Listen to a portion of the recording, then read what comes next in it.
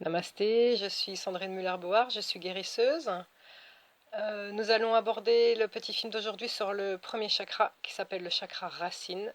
Alors pour vous expliquer son rôle et comment faire pour le débloquer, je vais d'abord mentionner des petites phrases qui nous parlent, qu'on connaît bien. Alors quand ce chakra-là fonctionne bien, on va dire j'ai les pieds sur terre, je suis bien ancré, je suis bien enraciné, je suis bien dans mes baskets. En revanche, quand ça ne va plus au niveau de ce chakra, qu'il est bloqué, on dira je perds pied, je perds les pédales, je suis à côté de la plaque. Alors vous l'avez compris, ce chakra, c'est le chakra de l'enracinement, le chakra racine, qui s'appelle Muladhara. La couleur de ce chakra est rouge. Donc quand vous ferez des méditations, des visualisations, c'est important de visualiser le rouge. Et ce chakra se situe à la base de la colonne vertébrale, au niveau du coccyx. Alors, quand ce chakra est bloqué, qu'est-ce que ça donne? Ça donne des peurs infondées, un manque de confiance en soi, des insécurités, la peur du manque d'argent, peur du manque d'amour, peur du manque d'amis. Au contraire, quand ce chakra fonctionne bien, quand il circule bien, ça va donner la confiance en soi, le sentiment de sécurité, l'enracinement. On est comme un vieil arbre centenaire bien enraciné. Rien ne peut nous atteindre, ni les tsunamis, ni les tempêtes. Tout va bien. Je vous ai dit l'élément qui est associé, c'est la terre. La note qui est associée, c'est le do. Si on veut faire vibrer ce chakra pour l'ouvrir, alors je ne vais pas chanter, je suis nulle, mais vous le ferez vous-même. Il faut faire la note do associée à la lettre A. Voilà. Le sens qui est associé à ce chakra, c'est l'odorat. Il y a un mantra qui est associé à ce chakra aussi, c'est le mantra LAM. Et comme ce chakra est responsable de l'enracinement, il est quelque part responsable de nous connecter à notre terre-mère, les énergies yin. Donc les organes qui correspondent à ce chakra ont un lien, et les muscles aussi, ont un lien direct avec tout ce qui va des pieds jusqu'au bassin. Donc tout ce qui peut clocher, qui aura un rapport avec cette zone-là, a un rapport directement avec le premier chakra. Donc problème de rein, de genoux, pieds, os, sang, glande surrénale, nerf sciatique. Tout ça, c'est un rapport avec le premier chakra. Les pierres qui vont vous permettre d'absorber les mauvaises énergies et de faire circuler ce chakra correctement, ça va être l'œil de tigre. Alors, toutes les pierres qui sont noires déjà d'ailleurs, donc tourmaline noire, obsidienne, la shungite qui est une pierre russe qui, il paraît, synthétise tous les éléments de la table des matières, donc une pierre extrêmement puissante pour purger l'aura, purger les mauvaises énergies. Le jaspe rouge aussi. Donc toutes les pierres qui sont de noir en passant par marron à rouge sont des pierres qui sont pour le premier chakra. Vous remarquerez que la couleur des pierres est exactement la même que la couleur du chakra. Et ce sera toujours le cas pour tous les autres chakras aussi. Donc dans le doute, fiez-vous simplement à la couleur. Vous pouvez aussi faire des bains avec des huiles essentielles ou des petits massages avec des huiles essentielles. Au préalable, donc il aura fallu mettre une huile pour mélanger dans le bain. Pour le bain, alors, il va vous falloir 3 gouttes de l'huile essentielle de cèdre, 2 gouttes de nard et 2 gouttes de patchouli. Ça, c'est la senteur qui enracine. Alors, nous, ça c'est bien, on a parlé des pierres et des huiles essentielles pour aider à ouvrir ce chakra-là, mais nous, on peut faire quelque chose aussi. On a quelque chose à faire pour ouvrir ce chakra. Alors, il faut savoir que tout ce qui va nous rapprocher de notre centre gravité, tout ce qui va nous abaisser vers la terre, va nous enraciner, nous rendre forts. On le sait très bien. Regardez les danses africaines, les danses chamaniques, les danses indiennes, les All Blacks qui font le haka. Elles sont comment leurs danses? Tous ces gens-là visent ces danses visent à montrer qu'on est fort, enraciné.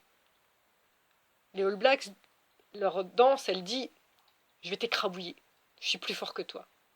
Eh bien, regardez, ce sont des danses qui sont extrêmement basses, proches de la terre. Donc tout ce qui va viser à nous ramener près de la terre va nous enraciner. Donc, qu'est-ce qu'on peut faire, nous, pour bien ouvrir ce chakra et se sentir bien, justement, en sécurité, les pieds sur terre? Toutes les danses sont extrêmement bonnes pour l'enracinement. Maintenant, il y a différentes spiritualités et arts martiaux, on va dire, qui pratiquent bien l'enracinement. On trouve ça notamment avec la posture de l'arbre en tai chi et en qigong. C'est à peu près la même chose en yoga, ça s'appelle la posture de la montagne. Alors c'est une posture extrêmement simple qui vise à être debout, en pleine conscience. On bascule légèrement sur les talons pour bien s'ancrer, parce qu'on est dans un monde où on est en perpétuel mouvement, on court après le chiffre d'affaires, on court après le temps, après toutes les choses à faire, donc on est trop sur la pointe des pieds. Or, pour être enraciné, il faut prendre conscience avec le corps qu'on est bien sur les talons. Donc on commence d'abord par fermer les yeux, on se tient debout et on bascule légèrement sur les talons pour sentir l'ancrage. Et puis ensuite, on ancre bien les pieds au sol et on va commencer par faire ce qu'on appelle un balayage. On va ressentir les points de contact de la plante du pied sur le sol. Alors on va commencer par le pied gauche par exemple. Est-ce que je sens tous mes orteils gauche sur le sol? Puis le milieu de la plante de pied, puis les talons. On fait pareil avec le pied droit. Une fois qu'on a bien senti les pieds sur le sol, on va imaginer des racines qui poussent loin, loin, loin jusqu'au fond de la terre. Si vous faites cette relaxation, je ne sais pas si c'est une relaxation, en tout cas cet exercice correctement, vous allez remarquer qu'en faisant ça, vous allez avoir les jambes dures comme du bois. Et en même temps, il y a une multitude de petits fourmillements qui vont monter et descendre. Ce sont les échanges d'énergie. La Terre, d'un côté, va vous donner ces énergies telluriques. Souvenez-vous, les énergies, on est en échange constant avec les énergies. Il faut savoir que la Terre nous donne 90% des énergies. Le reste, c'est les énergies yin. Le reste, ce sont les énergies yang qui viennent du ciel vers notre chakra coronal. Donc c'est hyper important d'être enraciné, d'être ancré pour pouvoir capter ces énergies et se sentir bien. Donc justement, vous allez avoir les jambes très très dures, c'est la preuve que vous êtes en train de capter ces énergies et de faire un bel échange d'énergie. Ce qui peut être bien, comme je suis prof de yoga, je fais faire ça à mes élèves, il y a aussi, une fois qu'on a bien pris conscience, qu'on a les pieds sur terre et qu'on est bien ancré, ça va être de vous étirer, de vous faire grand. Et quand on s'étire en ayant pris conscience qu'on a les pieds sur terre, vous allez voir qu'on bombe le torse et qu'on lève le menton. Quand on fait ça, c'est une posture de force intérieure. Le message qu'on donne au corps est « je suis fière, je suis forte, je suis enracinée, rien ne peut m'atteindre ». À ce stade-là, après avoir fait cette posture de l'arbre ou de la montagne, tout le corps est en hyper-réceptivité. Ça veut dire que vous pouvez faire un vœu pour vous, pour la journée ou pour la semaine, et ayez confiance que le corps va le mettre en application. Par exemple, je choisis de lâcher prise, je choisis d'être cool. Voilà, ça c'est un bon conseil pour pouvoir s'enraciner. Il y a aussi quelque chose de très bien à faire pour l'enracinement et qui va grandement vous aider pour le sommeil aussi, c'est tout ce qu'on appelle le balayage du corps. Alors le balayage du corps, vous allez vous allonger tranquillement, fermer les yeux, et puis vous allez commencer par le bas.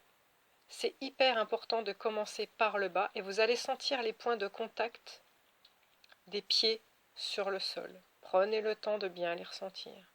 Et puis on va remonter, on va sentir les points de contact des mollets sur le sol, ou sur le matelas ou sur le lit. Et puis les genoux, les cuisses, les fessiers. Vous allez remarquer, on va rarement plus loin que les fessiers, mais vous pouvez toujours continuer. Bas du dos, milieu du dos, épaules et omoplates, la tête, bras, avant-bras avec les coudes, les mains, allez dans le détail jusqu'à chaque doigt vous allez voir que vous allez être en état encore une fois d'hyper-conscience, mais d'hyper-relâchement aussi. Et c'est extrêmement salvateur, extrêmement régénérateur aussi en même temps. La première cause du manque d'enracinement, c'est trop de mental, trop de pensée. Souvenez-vous, l'enracinement, c'est avoir les pieds sur terre, c'est être connecté à la terre. Donc, qu'est-ce qui fait qu'on manque d'enracinement? C'est qu'on est sans arrêt dans les cogitations, dans le mental, dans qu'est-ce qui se passe. D'ailleurs, regardez bien, on dira souvent aux gens, hé, descends de ton nuage, redescends sur terre, ou sors de la lune. Tout ça, c'est quand on a besoin de dire ces expressions à quelqu'un, ou quand on les ressent pour soi, ça veut dire quoi? Ça veut dire qu'on n'est pas enraciné. Si on n'est pas enraciné, on n'a pas les pieds sur terre. Si on n'a pas les pieds sur terre, on ne capte pas les énergies telluriques qui vont vous nourrir et faire en sorte que vous vous sentiez bien et en sécurité. Donc il y a un lien direct entre se sentir en sécurité, enraciné, bien dans ses baskets, et avoir les pieds sur terre. Souvenez-vous, le but du premier chakra et de l'enracinement est de ne pas être tout le temps dans les pensées, mais redescendre cette énergie sur terre par le biais de la pleine conscience et de ressentir régulièrement qu'on a vraiment les pieds sur terre. Alors justement, la pleine conscience, c'est aussi un moyen d'avoir de l'enracinement. C'est quoi la pleine conscience? C'est utiliser les 5 sens pour être présent à ce qu'on fait. Je vous donne un exemple. Quand on exécute des tâches ménagères de base, on est déjà parti dans qu'est-ce que je vais faire au travail, qu'est-ce que je vais faire à manger ce soir, il me saoule mon patron, que sais-je, voilà. Mais oui, mais là on n'est pas dans l'instant présent, on est de nouveau dans ses pensées. Or, tout ce qui est l'instant présent vise à vous enraciner. Pourquoi? Parce que la seule chose réelle et concrète que vous vivez, c'est ce qu'on appelle ici, maintenant. Ce qu'on s'est dit déjà il y a 10 minutes, ce n'est plus qu'une vue de votre esprit et du mien. Si on compare déjà nos deux ressentis, ce sera déjà plus la même chose. Donc la seule chose réelle est ici, maintenant. Quand on va vouloir s'enraciner, il faudra régulièrement revenir à ce ici, maintenant, par le biais de la pleine conscience.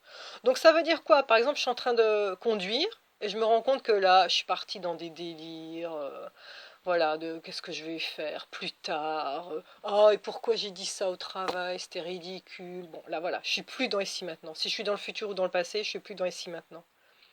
Quand j'arrive à avoir du recul sur mes pensées, de me dire oh là là, ça y est, je suis mal parti, qu'est-ce qu'on fait? On revient à la pleine conscience. C'est quoi revenir à la pleine conscience? C'est est-ce que je sens mon volant? Est-ce que je sens concrètement la texture du volant? Est-ce que je sens le grain? Est-ce que c'est doux? Est-ce que c'est rugueux? Et puis mon parfum, est-ce que je le sens? Est-ce que je sens l'odeur de l'habitacle? Et est-ce que j'entends le ronron du moteur? Est-ce que j'entends les enfants qui jouent au loin? Ça, c'est infini tout ce qu'on peut faire. Et quand on arrive vraiment à travailler les 5 sens, vous allez voir, on est Wonder Woman ou Spider-Man ou...